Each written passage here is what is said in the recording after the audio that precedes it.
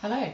Today I'd like to show you some more basics that we can have in our leftovers pantry pack. I have shown you in a previous Quilting Tips and Techniques how to organise, or how you might like to organise, how I organise my leftovers when I've got bits and pieces left over from making quilts, that I can cut my leftovers into strips and I store them into drawers that I've got with marked sizes on them, or it might be boxes. There may be any number of ways of storing those, but I find cutting leftovers into usable size strips is really helpful. So we've talked about that in Quilting Tips and Techniques 106, and today I'm just going to show you how to make one of the staples that every leftover pantry should have, just a half square triangle unit in a very usable size. So what we're going to do for these is we're going to grab some 4-inch strips, because I want to make them so that they're 3.5 inches finished. So in my 4-inch drawer in my little pantry here, I've got some 4-inch strips here, and because they're already cut, they're already ready in strips, it's just such a great idea to be able to come and just cut some strips. So I'm going to lay some of these on my cutting board, line them up with the lines on the board, and I'm just going to cut some 4-inch squares.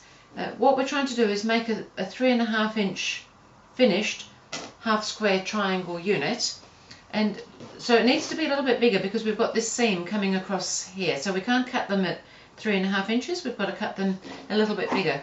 So the exact size, if you were going to add in from a square, to add in that seam allowance so that you can take that out, you need to add in, strictly speaking, 3/8 of an inch, but that would be very exact and there's kind of no room for error. So I add on 1/2 inch rather than the 3/8 of an inch. So because I want it finished at 3.5, it's a 4-inch square that I start with. So if I wanted 4.5 inch units, I would start with a 5-inch square, etc. So you add on 1/2 inch because we're going to just slightly trim them down to the exact size, and it gives you a really nice finished unit. So all pantries need to have a variety of staple things in their packs, and I think that half square triangle units are one of those staples, along with salt and pepper, onions, tomato sauce, half square triangle units. So from my strips here on the board, I'm just coming along to the 4-inch line, and I'm going to cut some 4-inch squares. And anything I'm not using currently, if it's still big enough to use, can go back in my 4-inch drawer, because that's where they belong. So what I'm going to do now to make these half square triangle units is I'm going to put 2 squares together,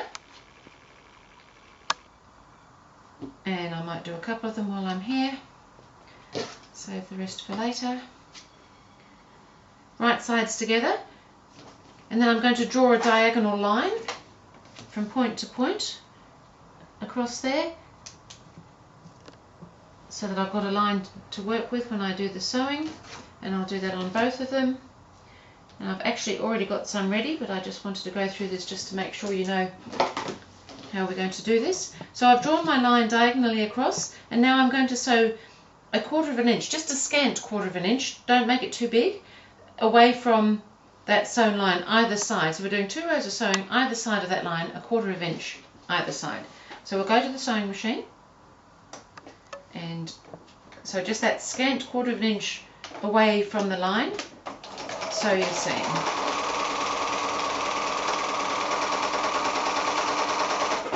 And you can chain piece these through, so that helps. It's a great thing to use up leftovers.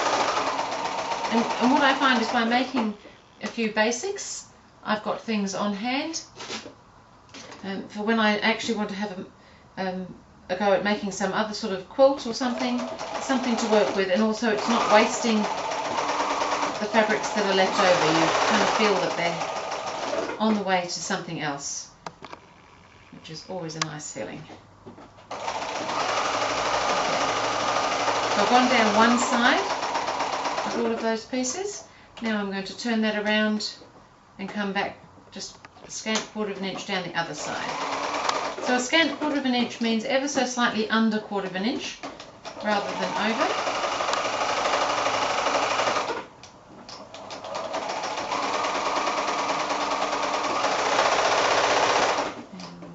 These through quickly. again, you could have some of these ready if you're doing another project and just sew one or two at the beginning and end of other sewing that you're doing. It's amazing if you spend a little bit of time getting some of these things ready that you can just pop them through at other times, and things just grow without you even really noticing. And that's a nice feeling. But it also means there's something on hand if you need to make something a little bit more quickly than you'd expected, or just because you feel like making something, there's something ready to make something with. So now I'm going to cut them in half along that diagonal line that we drew, which is up the middle between those two lines of sewing that we've just done. And then I'm going to press them. So I'm just going to show you today just how to achieve these little units and then save them for use at a later date in our little storage area.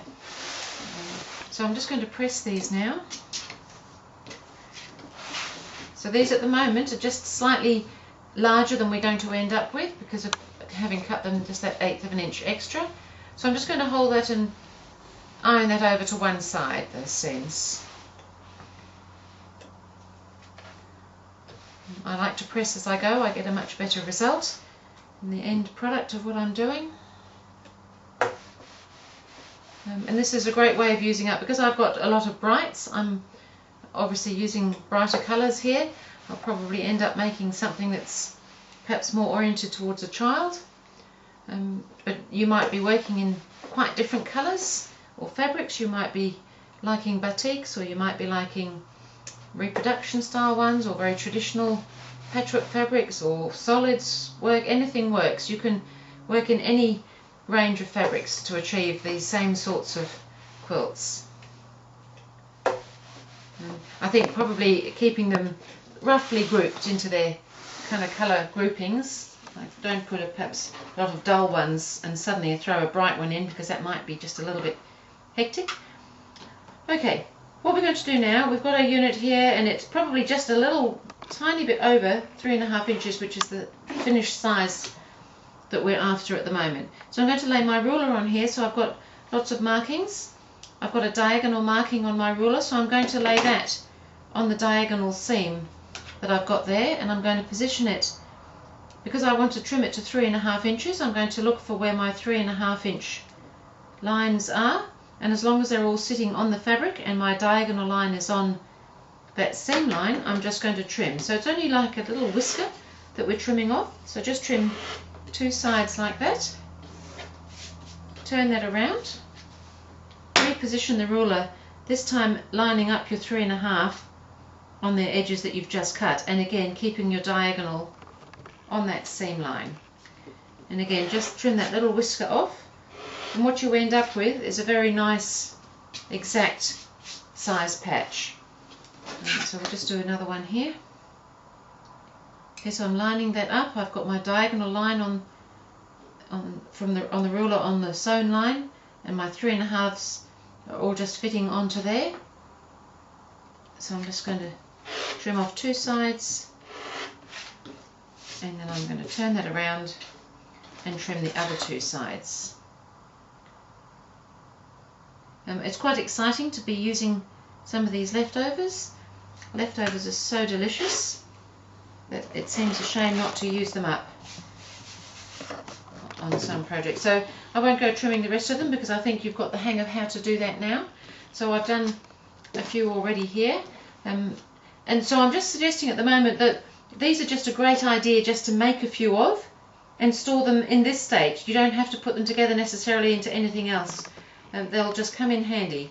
So that was just an idea. So you can do that with any size, as I mentioned. Just add on 1/2 inch to the finished size that you're wanting in the end, and you'll find that you can sew that seam, and you can just have that little bit to trim off to give you a nice exact square at the end of it.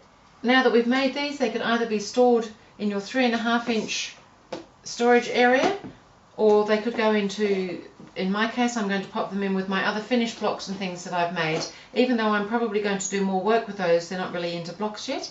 They can go in as finished units, ready for some other little happening with my leftovers. So that was just a little idea again, of things that you can do as you're going, using up bits and pieces as you go.